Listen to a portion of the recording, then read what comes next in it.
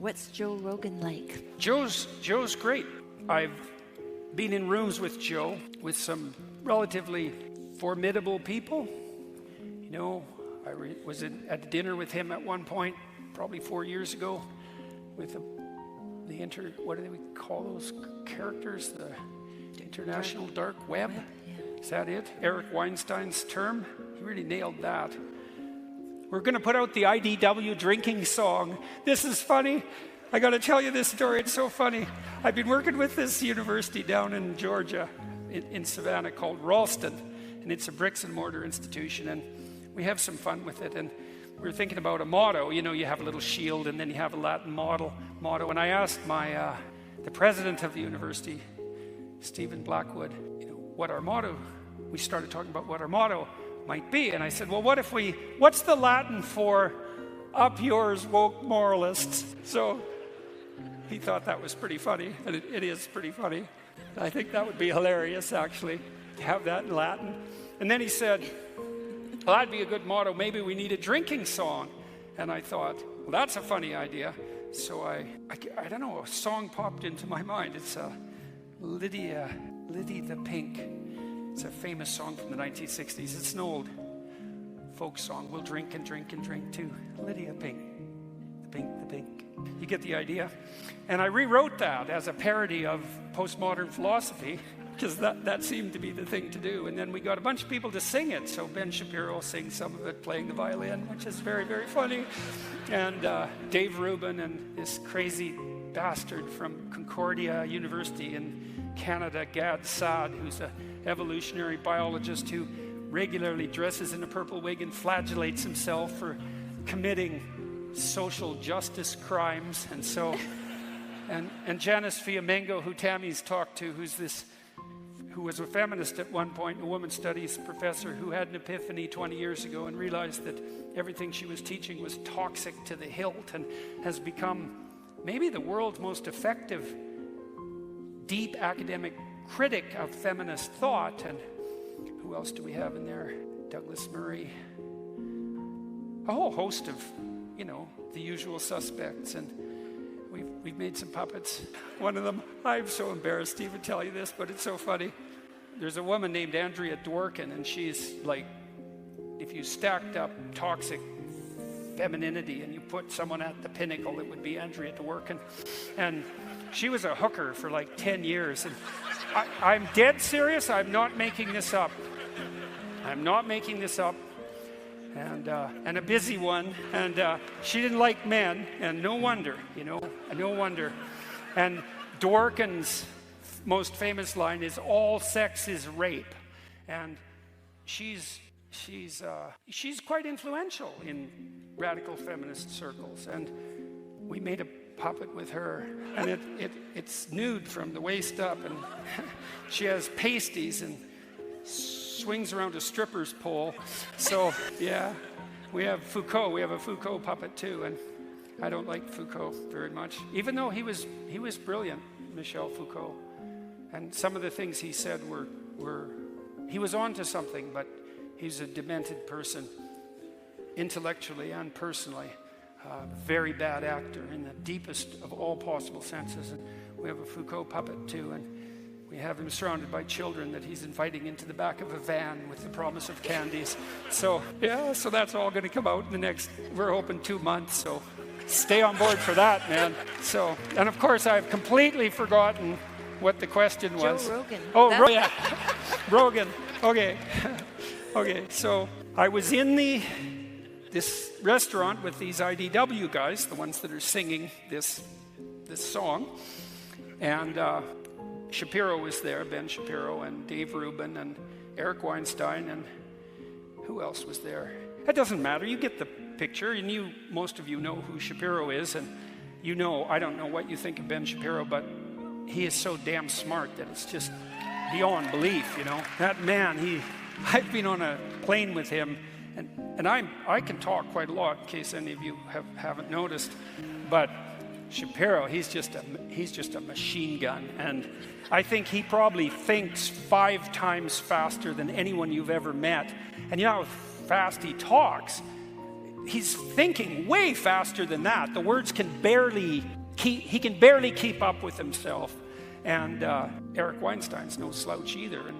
But still, I've never been in a room and thought that, without harboring the suspicion that Joe Rogan was the smartest person in the room. So, and he plays lunkhead to some degree, and he's a tough guy, and he's got a working class background, and he's banged around, and he's a fighter and a commentator and a comedian, and he's an ordinary guy in the best sense, But man, he's one smart character. He didn't get to where he was by accident. He's been successful in like 4 different domains, right? He has a successful career as a comedian, and he's pretty damn funny. His piece on the Kardashians enticing Jenner into becoming trans it's one of the funniest things I've ever seen.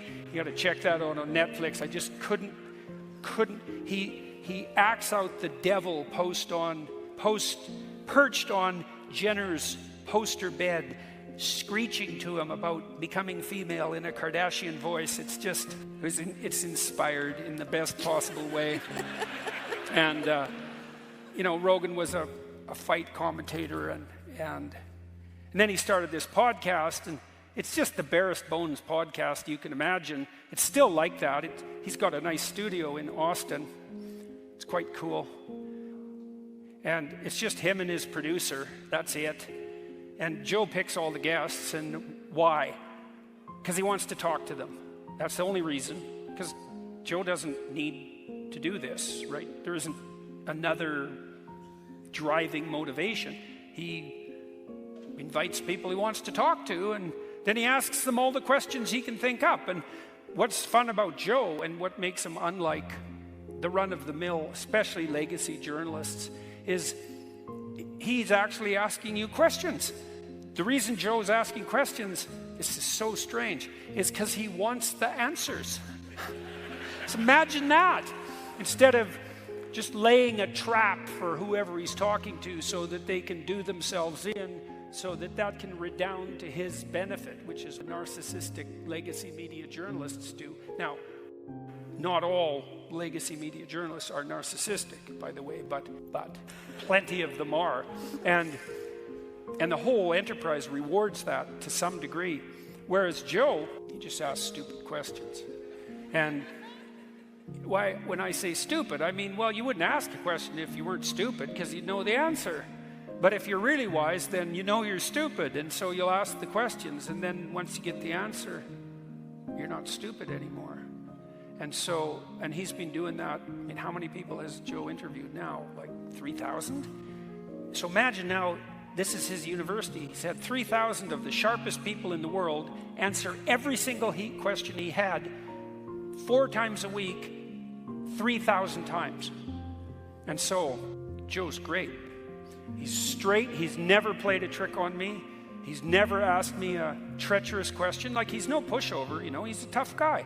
And he's got his opinions, although he doesn't really take them all that seriously, partly because he's a comedian. And what are you going to have, a comedian that takes himself seriously?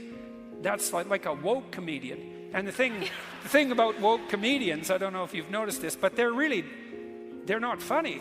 And so that means they're actually not comedians. I don't know what the hell they are.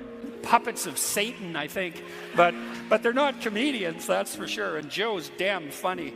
And so that's also delightful, because it's having a conversation with him it's a high form of play, Especially the last conversation I had with him, which was the best one we had, and partly because I'm feeling much better than I've been feeling for like 7 years. I mean, the time just flew by, 3 hours later, you're just like done, because 3 hours of intense conversation, that's quite a lot. And so you need a day to recover from going to talk to Joe. But then, the fact that time flies when you're having fun is also why his podcast is so popular.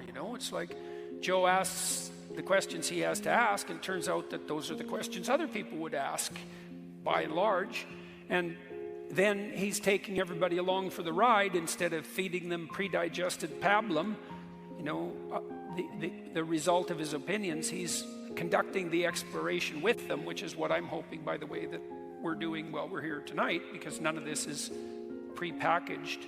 You know, I mean, I have my corpus of stories that I draw on, but I don't have a goal coming out here except to get farther in my explorations than I have already, and then to see if, while I'm getting farther, I can simultaneously make that comprehensible to each of you. Not to all of you, but to each of you. That's different, you know.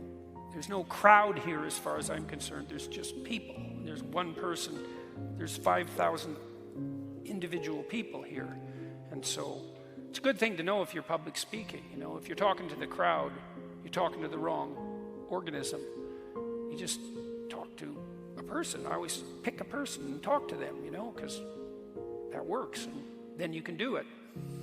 And I really like Joe. I admire him tremendously.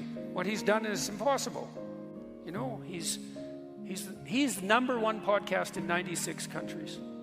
No one's ever done that in the history of the world. He's the most powerful media person who's ever lived. And he wears it lightly, you know, and that's really something.